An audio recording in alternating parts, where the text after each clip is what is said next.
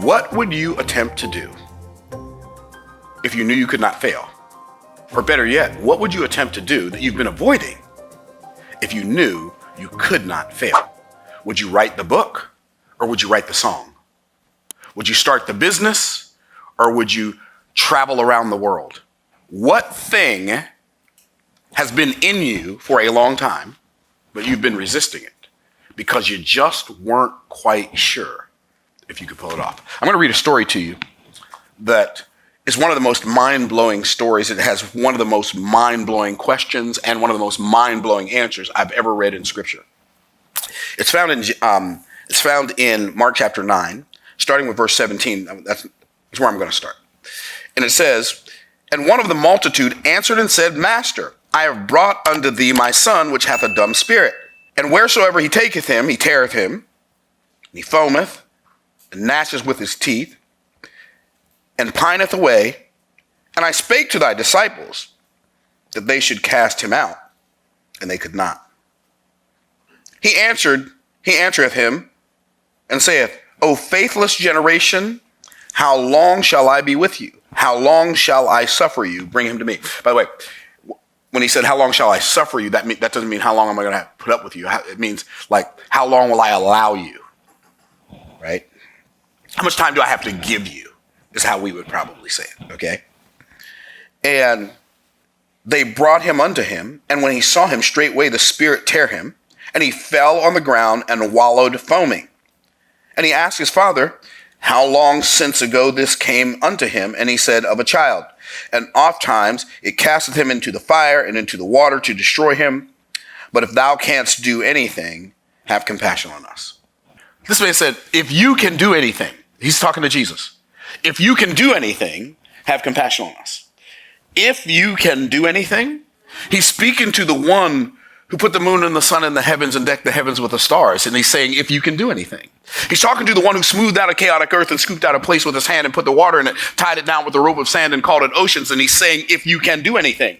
He's the one that put a garment of green over the valleys and the mountains and the hills and buttoned it up with lilies and garlands and wove it with laughing daffodils. And he's saying to this one, the one of whom it was said in the beginning was the Word, and the Word was God, and the Word was with God, and the same was in the beginning with God, and all things were made by him, and without him was not anything made. He's saying to him, if you can, will you have compassion on us? Jesus said, the problem is not whether or not I can. He didn't say it that way, but that's what it boils down to. If thou canst do anything, have compassion on us and help us. Jesus said unto him, if thou canst believe, all things are possible to him that believeth. He said, if you can believe. The question is not whether or not God can come through for you. I've got news for you. The question is not even whether or not you can come through for you.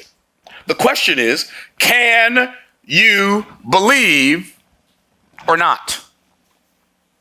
Because I believe that expectation is the human being's greatest superpower.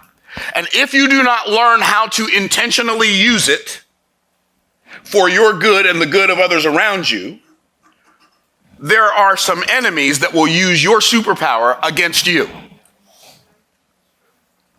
It's not a question of whether or not you believe. Everybody believes. It's not a question of whether or not you expect. Everybody expects. It's a question of what you believe and what you expect. And a lot of people believe and expect things they'd rather not believe and expect, but they've been doing it so long, they think they have no choice. Can I get a witness up in here? He said, if thou canst believe, all things are possible to him that believeth. And straightway the father of the child cried out and said with tears, Lord, I believe. Help thou mine unbelief. Wow. I believe, here's what he said, I believe and I doubt. I believe you can and I believe you can't. I believe it's going to get better, but I believe it's going to stay the same. And see, it's interesting if we take this, if we go look at a passage that tells us about this kind of thinking in James chapter 1, where it says, My brethren, well, I won't start there. I'll start.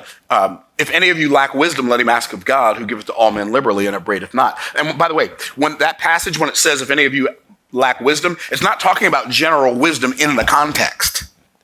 It's talking about the wisdom to count it all joy when you go through diverse temptations or when you go through different kinds of trials. So the scripture says, when you go through different kinds of trials, count it all joy, knowing this, that the trying of your faith worketh patience.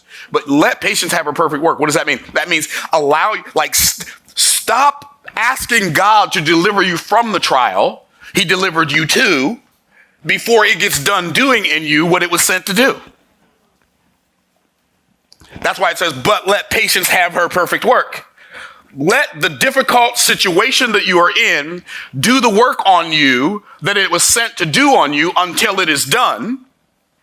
But if any of you lack wisdom on how to do that, let him ask of God, who giveth to all men liberally and upbraideth not, and it shall be given him. But what does it say after that? It says, but let him ask how?